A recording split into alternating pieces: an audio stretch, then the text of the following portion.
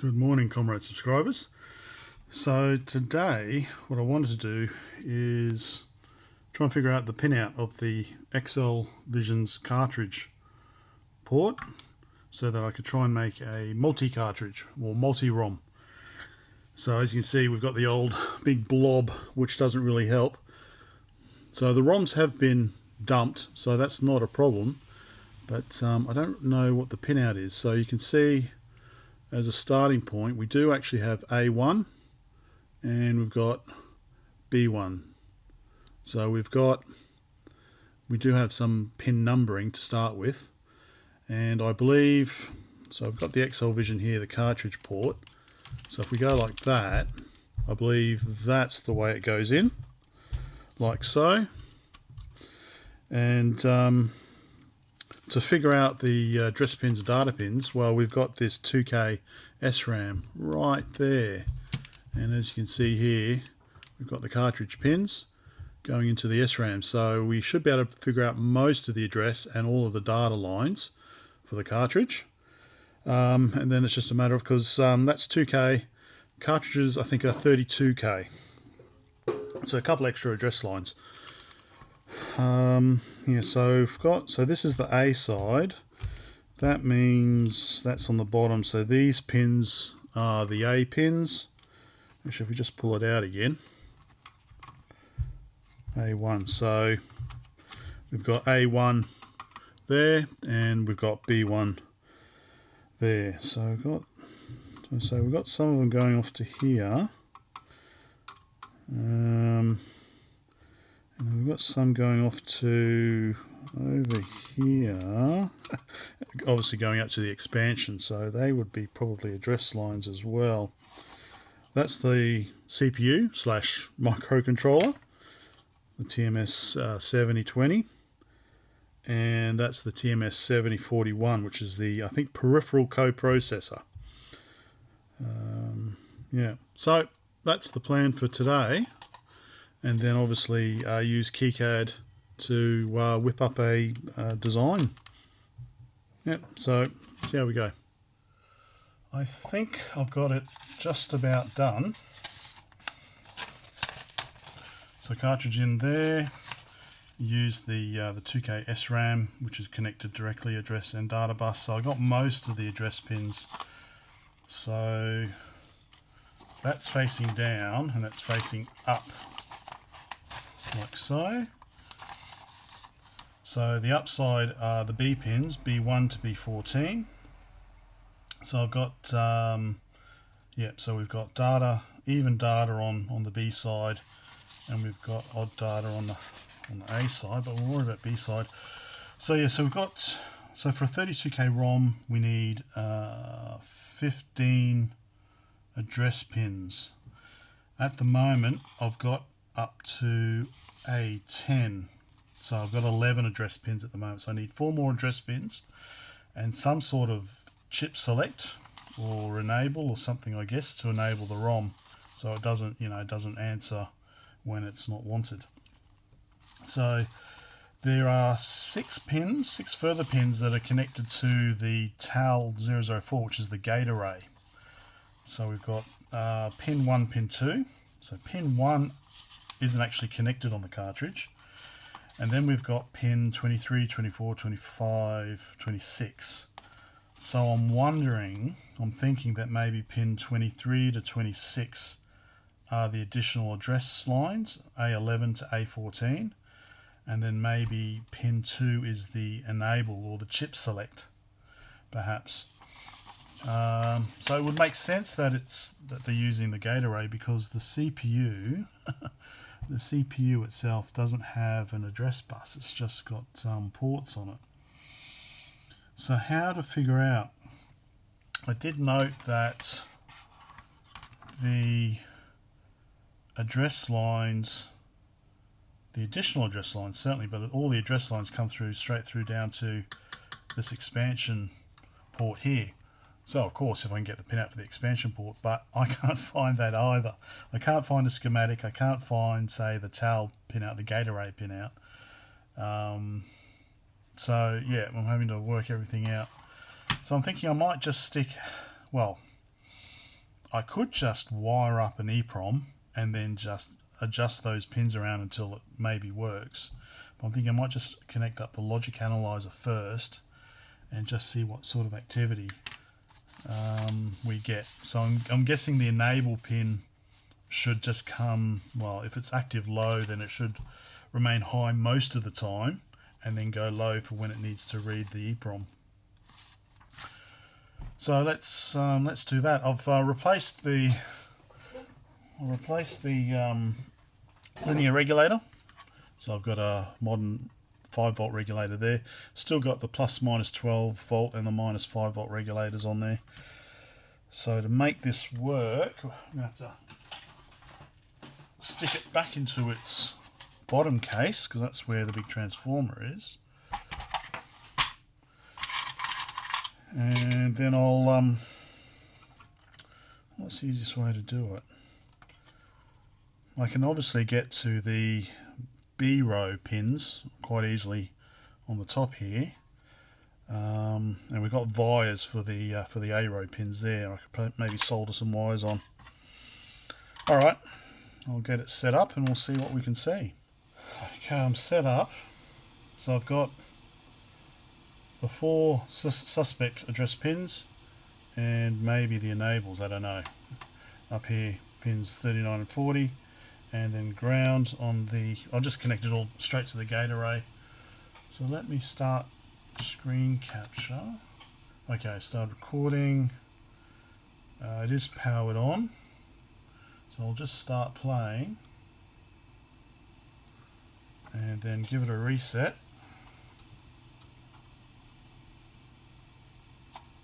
Away we go again. So what do we see?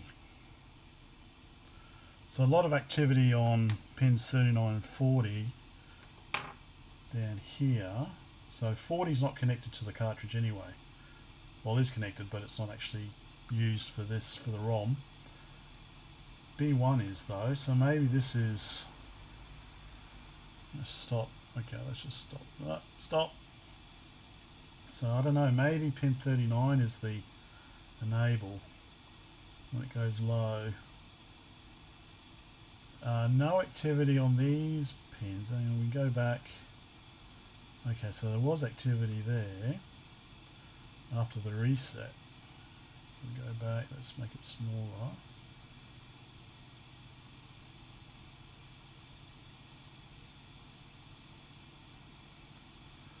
So I must have reset it about there.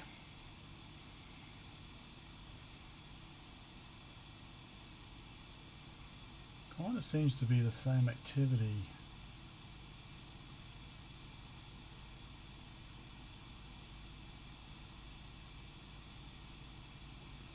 Well, let's do one more. Let me hold it in reset. Start measuring. Okay, so everything's low. There we go. Alright, now let's stop. There we go. Okay. Back here.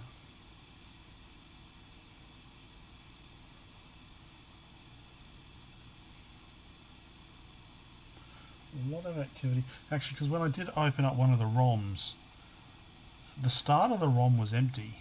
It was like the actual data for the program was in the middle of the 32K address space.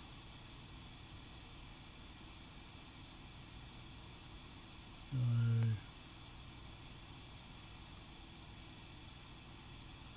all the way back to the start, shall we? Okay, so low, low, low, that's where we power on.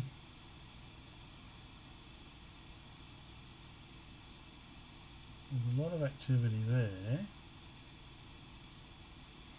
But again, I should probably get rid of this pin 40 because it's not in use for us. Let's just hide it. Can we hide this channel? Yeah, alright.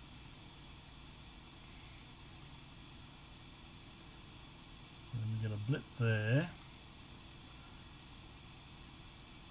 We get some more enable. Okay, so this is chip select going active low. That's interesting, isn't it? These 3 address bits just stop doing anything, but this pin 17 on the ULA keeps going. I wonder. And let's go to the next one. It goes active low again.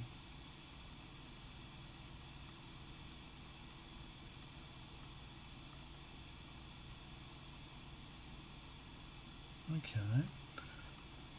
Doesn't really tell me too much. I'm still thinking that these ones here are address pins, but I just don't know obviously what order they're in.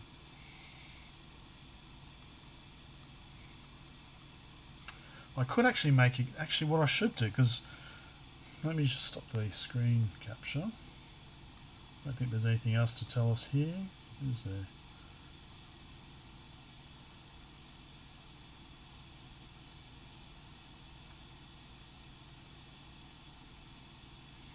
And then we do a lot of, okay, interesting. Alright, let's stop the screen capture. It's like that.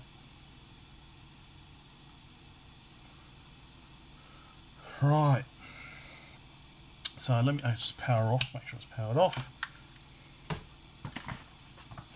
So what I probably should do is if I just zoom out.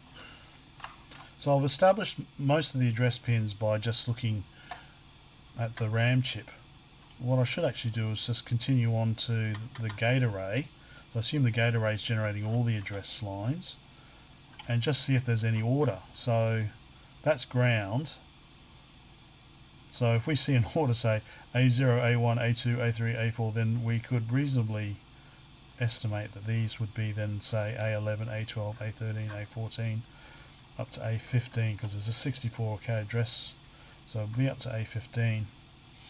Alright, I might do that. I think that's and then I think I might hook up some wires and burn an EPROM and see if I can get it to work. I think it might be the easiest way to do it. Okay, I think I might have figured it out. So I've mapped out all the address pins that are known onto the GAL, and so this is how it looks. I'll probably do an image on the screen. So we've got pin 1, 2 down the bottom. So starting at pin 3, we go A7, A6, A5, A4, A3, A2, A1, A0. Then we've got ground. Then we've got another pin. And I could probably map it out, like, you know, what ports or whatever it's connected to. But anyway, I'm not worried about those at the moment. And then we go A8, A9, A10. So they're the known ones. And then we have the 4 cartridge ones. So it would make sense if it goes A11, A12, A13, A14, and possibly even A15 on pin 19. And then we've got 5 volts. So if we apply those numbering A11 to A14 onto the cartridge, now on the cartridge we get this layout. So if you look at the address pins, so this is the A side, we've got A5, A7, A9, which were known, and now we've got A11, A13. In order, it makes sense. Or down, yeah. So if you start down the bottom, A1, A3, A5, A7, A9, A11, A13. Logical. And if we have a look on the B side cartridge, we've got A0, A2, A4, A6, A8, A10 that were known, and then A12, A14. So that all makes sense. So I think that's the pinout, and then I'm assuming B1 is the ROM select. A1 is not connected.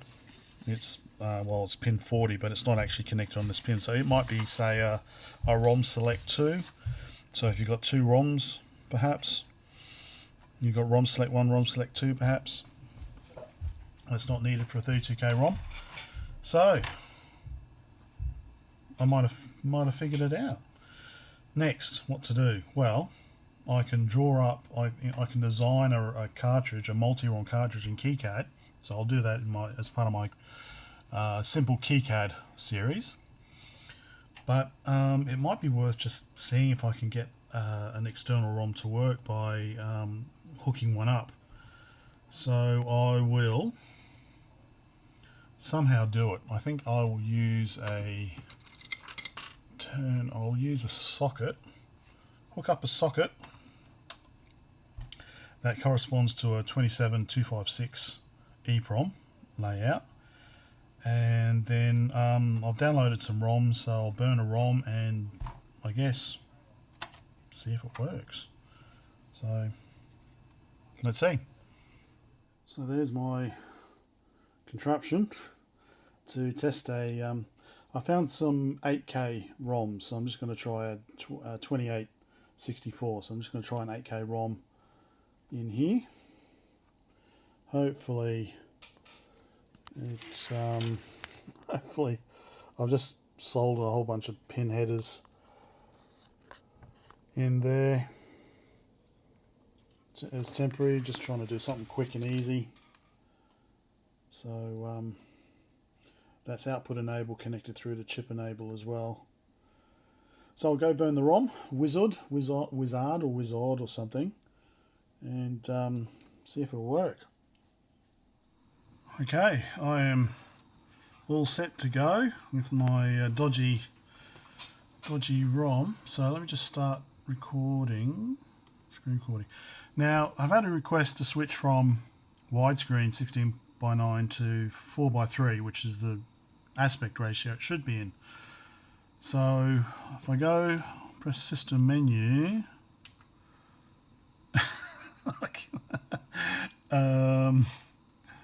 I don't know why it's doing that. Return. So if I go to tools, this is on my Sony DVD recorder, that comes up fine. But when I want to do the system menu, it's all so mind you, I'm going through a component to HDMI, then HDMI to USB, and then I'm capturing this on my computer. So there's setup. So I think in here is where I set the screen, but I can't really make it out. So I'll sort that out later. So sorry, it's going to be widescreen for now. Alright, shall we see if it works? I'll power on. On switch is already on. LEDs are on. And it's working. Cool. Okay. Excelente. Too easy. Where's the keyboard? I don't think I've got the keyboard handy. Well, that's fine. But yeah, so the ROM's working. So that pinout seems to work. So next step is to design a new kind of multi-ROM. Let me just stop recording. So design a new multi-ROM to replace,